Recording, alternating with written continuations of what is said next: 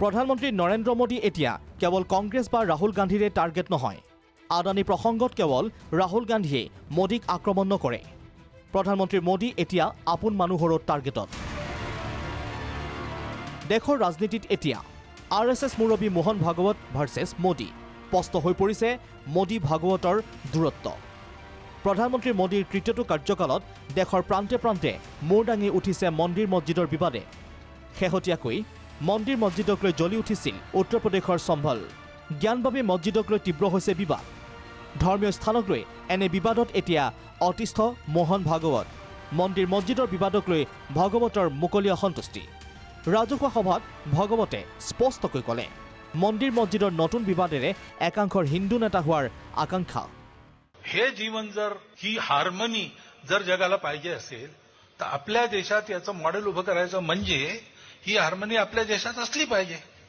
श्रद्धेचा आदर त्यामुळे राम मंदिर झालं पाहिजे, ते होत आहे।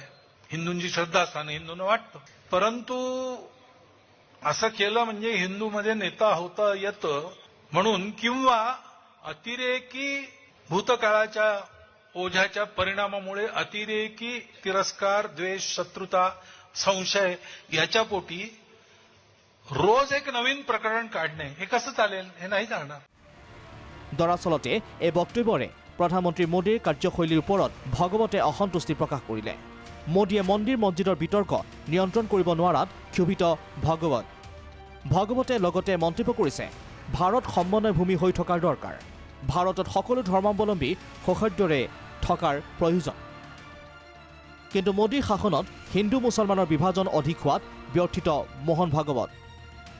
গুৰুত্বপূৰ্ণ যে ইয়াৰ পূৰ্বে মোদী চৰকাৰৰ বিৰুদ্ধে ভাগৱতে মন্তব্য কৰিছিল। মণিপুৰত গোষ্ঠী সংঘৰ্ষ ৰোধত মোদী চৰকাৰৰ ব্যৰ্থতাত ক্ষুব্ধ হৈছিল ভাগৱত।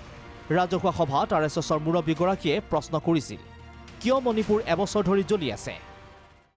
अब 1 साल से मणिपुर शांति की राह देख रहा है, उसके पहले 10 साल शांत रहा। पुराना गन कल्चर समाप्त हो गया ऐसा लगा, और अचानक जो कलह वहां पर उपज गया या उपजाया गया, उसकी आग में अभी तक जल रहा है, त्राही त्राही कर रहा है। कौन उस पर ध्यान देगा? प्राथमिकता देके उसका विचार करना ये कर्तव्य है। উল্লেখ্য যে যি সময়ত RSSে প্ৰধানমন্ত্ৰী নৰেন্দ্ৰ মোদীৰ উত্তৰাধিকাৰীৰ সন্ধানত দ্ৰুত কৰিছে, তেনে সময়তে মোহন ভাগৱতে মোদীৰ বিৰোধিতাক তীব্ৰ কৰিছে। উল্লেখ্য যে প্ৰধানমন্ত্ৰী মোদীৰ উত্তৰাধিকাৰী হিচাপে যোগী আদিত্যনাথ চৰ্চিত হৈছে। RSSে আদিত্যনাথক মোদীৰ উত্তৰাধিকাৰী কৰিব বিচাৰিছে। RSSৰ একাংশ শীৰ্ষ নেতাৰ অভিমত প্ৰয়াগৰাজৰ কুম্ভমেলাতে যোগীক মোদীৰ উত্তৰাধিকাৰী পতা হ'ব। গতিকে দেশৰ ৰাজনৈতিক মহলত চৰ্চিত হৈছে ভাগৱতৰ গুডবুকৰ পৰা মোদী আঁতৰাৰ বাবেই সন্মুখলৈ আহিছে আদিত্যনাথৰ নাম। আদিত্যনাথৰ পক্ষলৈ মোদীৰ বিৰুদ্ধে আক্ৰমণ তীব্ৰ কৰিবলৈ ধৰিছে ভাগৱতে। National desk report, Prag news.